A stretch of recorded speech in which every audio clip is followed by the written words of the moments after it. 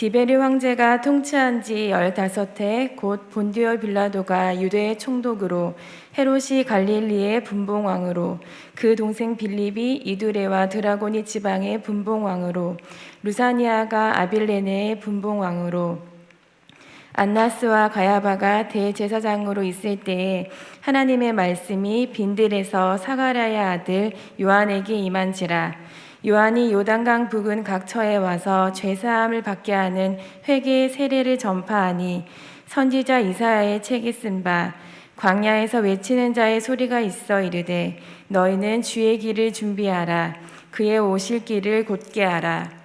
모든 골짜기가 메워지고 모든 산과 작은 산이 낮아지고 굽은 것이 곧아지고 험한 길이 평탄하여질 것이요 모든 육체가 하나님의 구원하심을 보리라 함과 같으니라. 아멘. 올해는 중요한 선거가 있습니다. 무슨 선거가 있죠? 대통령 선거가 있는 해입니다. 이제 채 2달도 남지가 않았습니다. 3월 9일 수요일에 우리 문재인 대통령을 이어서 대한민국을 이끌어갈 제20대 대통령 선거가 이루어지게 됩니다. 이날은 우리 선거권이 없는 우리 자녀들, 아이들에게도 참 관심이 많은 날입니다. 왜냐하면 빨간 날이기 때문에 그렇습니다. 학교를 하러 안 갈 수 있기 때문에 아이들이 며칠 날 선거하는지 참 관심이 많습니다. 우리 친구들 선거에는 참여하지는 않지만 현재 대통령 후보가 몇 명인지 알고 계시나요? 현재 대통령 후보, 정확하게 말하면 대통령 예비 후보. 대통령 후보는 2월 13일, 14일 이틀 동안만 등록을 하기 때문에 그때 등록을 해야지 정확한 후보가 되고, 지금 앞으로 제가 등록하겠습니다 라고 예비 등록한 예비 등록자 수가 과연 몇 명일까요? 우리는 대부분 그냥 이재명, 윤석열, 안철수, 심상정, 어제도 AI로 전화한 허경영 씨 정도 우리 알고 있습니다.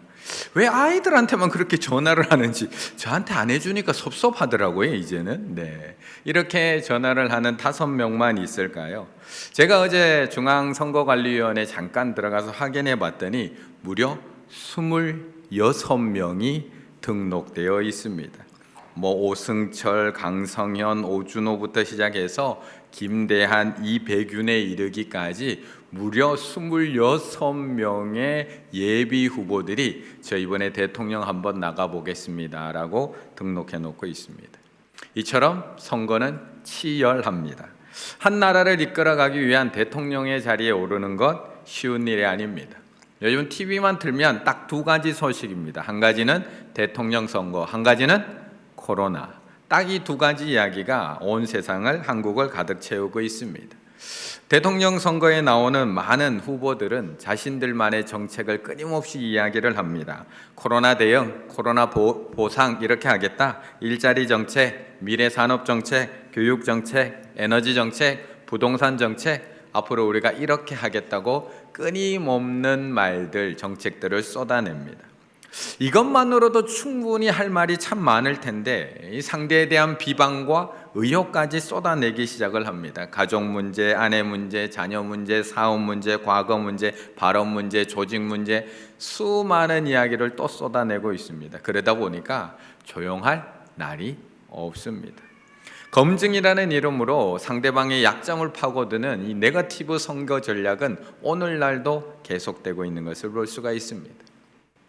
요즘이 이 정도 시끄럽다면, 요즘도 이렇게 대통령 선거가 이 정도라면 민주주의가 되고 대통령 선출을 해야 하기 위해서 우리가 이 정도로 시끌시끌한데 과거에는 어땠을까요? 과거에는 1절의 말씀을 우리가 한번 읽어보겠습니다. 1절입니다. 디베르 황제가 통치한 지 15해 곧 본디오 빌라도가 유대의 총독으로 헤롯이 갈릴리의 분봉왕으로 그 동생 빌립이 이두레와 드라고니 지방의 분봉왕으로 루사니아와 아빌레네의 분봉왕으로. 아멘. 오늘 본문을 말씀을 시작하면서 이 말씀이 쓰인 이 당시의 상황이 어떠했는지 이 지역의 지도자들을 다 기록해 놓고 있습니다. 디베르 황제로부터 시작해서 본디오 빌라도, 헤롯, 빌립, 루사니아, 아빌레네, 그리고 2절에 나오는 안나스와 가야바에 이르기까지 당시에 이 지역에 있던 지도자들은 다 기록해 놓고 있습니다. 그런데 이 당시는 조용했을까? 지금이야 대통령제이고 선출제이니까 이렇게 말도 많고 탈도 많아서 그렇지, 이 당시만 해도 왕정 사회였으니까 그냥 조용히 아버지가 자식에게 왕권을 물려주면 되는 것이었을까? 지금은 언론과 통신이 발달되어 있어서 그렇지 왕위를 차지하기 위한 잔인한 일들은 얼마나 많았을까요?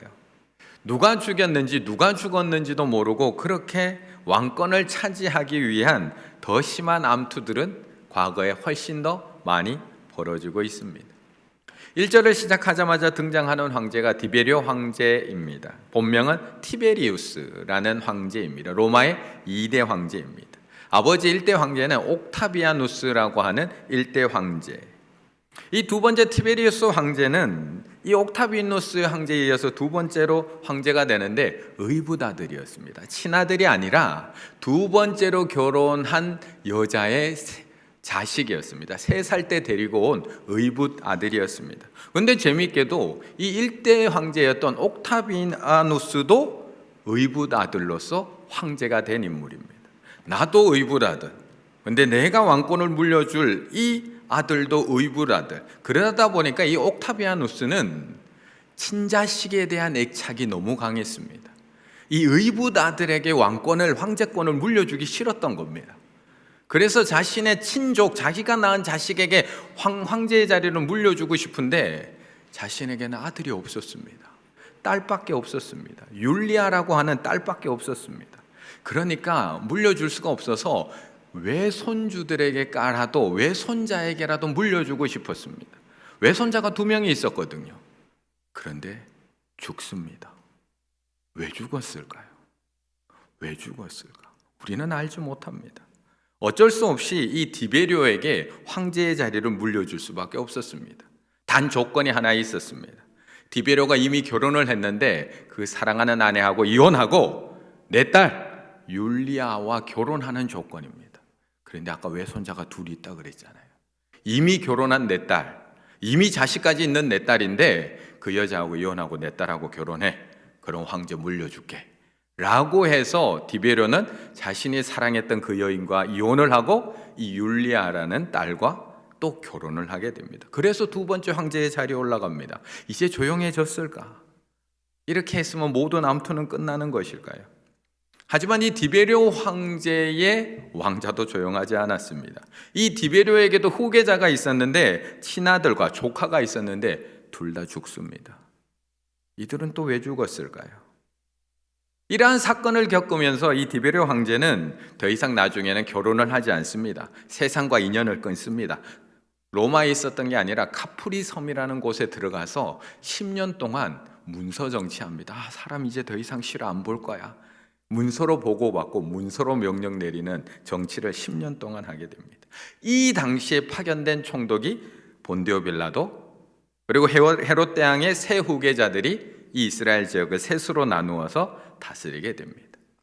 이들은 조용했을까요? 이들은 헤롯 대왕에게는 부인만 10명이 넘습니다. 그런데 어떻게 그 나라들을 잘 나눠줄 수가 있을까요? 그 자식들은 잘 균등하게 잘 나눴을까요? 아버지 헤롯 대왕을 독살하려고 하다가 큰아들은 처형당합니다. 형의 강교한 고발로 둘째 부인의 아들은 처형당합니다.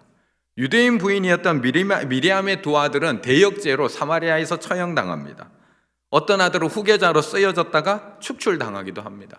헤롯 대왕이 유언서를 자기 후계자를 작성하는 걸 6번 반복합니다. 그래도 1명을 못 정합니다. 결국 3명의 후계자, 아들들도 아닙니다. 1명은 동생입니다. 3명의 후계자들에게 나라를 셋으로 나눠서 분봉왕을 세워서 나눠줍니다. 이런 죽고 죽이는 이 시대상을 여기다가 그대로 반영해 놓고 있습니다. 지금 1절의 말씀은 그 시대가 얼마나 시끄러웠는지를 우리에게 이야기해 주고 있는 겁니다. 그런데 2절 보면 안나스와 가야바가 대제사장으로 있을 때라고 하면서 2절에는 왕궁만 시끄러웠던 게 아니라 성전도 얼마나 시끄러웠는지를 우리에게 이야기합니다. 종교계도 마찬가지였다.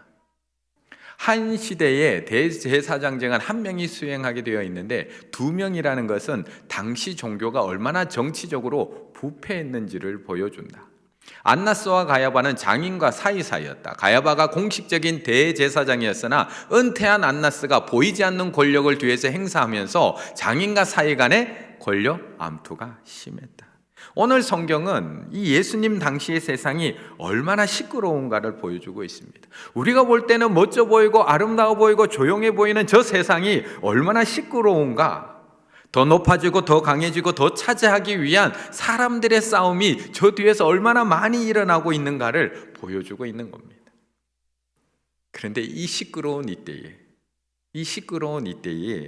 소리 없는 빈들에서 어떤 일이 일어나고 있느냐. 2절의 말씀 함께 읽습니다. 2절입니다. 안나스와 가야바가 대제사장으로 있을 때에 하나님의 말씀이 빈들에서 사가랴의 아들 요한에게 임한지라. 아멘. 창세기에 보면 이 이삭이 그랄 골짜기에 거주할 때의 모습이 나옵니다. 이삭이 거랄 지역의 그랄 골짜기에 거류하면서 이제 거기서 우물을 하나 파기 시작을 합니다. 우물을 하나 팠더니 파는 대로 우물이 터져 나오기 시작을 합니다. 그런데 그 그랄 지방에 있던 목자들이 와서 다툽니다. 이거 우리 거야, 내놔 라고 다툽니다. 그래서 그 우물의 이름을 다툼 에색이라고 이름을 짓고 양보해 줍니다. 그리고 또 옆에 가서 또 우물 하나 팝니다. 그랬더니 또 터져 나옵니다. 하나님의 은혜로 또 터져 나옵니다. 그러자 그랄 목자들이 또 찾아와서 이것 또 내놔 라고 해서 이번에는 대적 신나라는 이름으로 또 양보를 해줍니다. 그리고 나서야 넓음이라는 르호봇이라는 우물을 얻게 됩니다. 그러면 거기에 살면 되잖아요. 넓은 우물을 주셨는데 그렇게 양보해서 하나님께서 더 큰 우물을 허락해 주셨다면 거기에 살면 될 텐데 이삭은 거기에 머물지 않습니다. 뺏고 빼앗기는 그 장소에 머물지 않습니다. 더 넓고 풍성한 물이 나오는데 거기에 머물지 않습니다. 창세기 26장 23절 24절 이삭이 거기서부터 부엘세바로 올라갑니다. 약속의 우물이라는 뜻을 가진 부엘세바로 올라갑니다. 그냥 르호봇에 살면 될 텐데 그 밤에 여호와께서 그에게 나타나 이르시되. 부엘세바로 올라가자 하나님께서 나타나서 말씀을 들려주십니다. 다툼이 있는 에색, 대적이 있는 신나, 서로 차지하기 위해 거기서는 하나님의 음성이 들리지 않습니다. 풍요의 땅, 거기서도 하나님의 음성이 들리지 않습니다. 그런데 부엘세바, 약속의 음을 하나님과 약속했던 그 조용한 장소로 나아갔을 때 하나님의 음성이 들려오기를 시작을 한다는 겁니다. 오늘 본문에서도 하나님의 말씀이 매 시간 낭독되고 있는 성전에서 하나님의 음성이 들리지 않습니다. 특세가 드려지고 있는 이 아름다운 성전 안에서 하나님의 말씀이 들려줘야 되는데 그 성전 안에서는 제사장이 있는 그 성전 안에서는 하나님의 말씀이 들리지 않습니다. 대제사장이 2명이나 있다라고 2절에서 이야기하고 있는데 거기에 하나님의 말씀이 임하지 않습니다. 그런데 하나님의 말씀이 세상 소리들로 가득한 왕궁과 성전이 아니라 아무것도 없는 빈들, 다른 소리는 단 하나도 들리지 않는 빈들에서 사가랴의 아들 세례 요한에게 임하고 있다고 말씀하고 있는 겁니다. 얼마 전에 한 성도님과 식사 교제를 나누는 그런 시간이 있었습니다. 지금까지 참 열심히 살아오신 그런 성도님입니다. 지금도 사회에서 존경받는 자리에서 살아가고 계신 그런 성도님입니다. 그러다 보니까 굳이 하나님이 필요하지 않았습니다. 하나님을 찾을 필요도 없었습니다. 왜요? 공부도 잘했고 사회적으로 성공했고 지금도 잘 살아가고 있으니까요. 대학교 때 잠시 교회를 다닌 적이 있지만 굳이 교회를 그렇게 열심히 나갈 생각을 하지 않았습니다. 옆에 좋은 믿음이 좋은 신앙의 선배가 있었음에도 불구하고 그 선배가 교회 나가자고 할 때마다 예의상 우리 생명회복축제에 새생명축제에 예의상 한 번쯤 따라오고 또 이야기하면 한 번쯤은 모르는 척하고 또 얘기하면 한 번쯤은 따라가고 한 번쯤은 모르는 척하고 그렇게 지금까지 살아왔습니다. 그리고 자기가 좋아하는 운동만 열심히 하며 살아왔습니다. 그런데 최근에 참 어려운 일을 만나게 됩니다. 홀로 감당하기 힘든 일, 광야와 같은 시간을 보내게 됩니다. 밤에 잠도 못 들고요. 여러 가지 삶이 너무 어렵고 불안한 마음만 들고 앞으로 어떻게 살아가야 되지? 라는 막막한 마음이 들기 시작을 합니다. 홀로 외로운 시간을 보내는 그 빈들과 같은 시간을 지금 보내고 있습니다. 그런데 그런 자신에게 선배가 어느 날 또 찾아오더니 야, 교회 가자 라고 하더랍니다. 야, 교회 가자. 그런데 그때 목소리가 다른 때하고 좀 다르더랍니다. 제가 볼 때는 선배의 목소리가 다른 게 아니라 듣는 그분의 마음이 달랐을 것 같습니다. 이제 교회 나온 지 석 달 정도 되어 갑니다. 요즘은 혼자 있을 때 선배가 사준 성경책을 읽고 있습니다. 설교할 때마다 하시는 말씀이 다 내 말씀 같다고 합니다. 그리고 읽을 때마다 그 말씀들이 어찌 그리 마음에 콕콕 자기에게 박히는지 모르겠다고 이야기합니다. 평소에는 너무나 평범해 보이는 말씀, 별로 은혜도 안 되는 말씀이랍니다. 찬양하라, 기뻐하라, 평안하라. 평소에는 그렇게 뭐라고 생각했던 말씀들이, 그 단순한 말씀들이 왜 이렇게 자신에게는 크게 들리고 왜 이렇게 마음에 박히는지 모르겠다라고 저하고 식사를 하면서 이야기를 합니다. 하나님의 말씀은 광야에 있습니다. 물론 모든 곳에 그분의 말씀이 있지만 그 말씀은 광야 가운데 있을 때 더 정확하게 들립니다. 그곳에는 하나님의 말씀 외에는 의지할 것이 없기 때문에 그렇습니다. 광야는 내 환경, 돈, 재능, 스펙, 인간관계 그 어느 것 하나도 의지할 수 없는 곳, 오로지 한 분 천지를 창조하신 하나님을 의지하게 되는 곳, 그것이 바로 광야. 어쩌면 우리가 지금 하나님의 음성을 듣지 못하는 이유는 하나님께서 말씀하지 않아서가 아니라 우리 주변에 다른 소리가 너무 많아서인지도 모르겠습니다. 우리가 지금 하나님의 말씀을 제대로 듣지 못하는 이유는 하나님께서 침묵하고 있어서 그런 게 아니라 이어폰을 너무 귀에 오래 끼고 있어서, 우리가 다른 볼륨을 너무 높여놓고 그 이어폰을 너무 오래 끼고 있어서 하나님의 음성을 못 듣고 있는지도 모르겠습니다. 그런데 우리가 더 이상 다른 음성을 따라가지 않고 주의 길을 준비하는 삶을 살기 위해서는 먼저 주님의 음성을 들을 수 있어야 됩니다. 4절의 말씀을 함께 읽겠습니다. 4절입니다.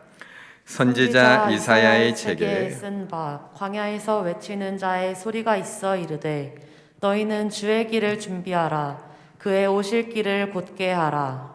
아멘. 주의 길을 준비하는 사람은 세례 요한뿐만 아니라 우리도 다 주의 길을 준비해야 되는 사람들입니다. 우리는 나의 길을 준비하는 사람이 아니라 주의 길을 준비해야 되는 사람들. 그렇다면 먼저 들어야 됩니다.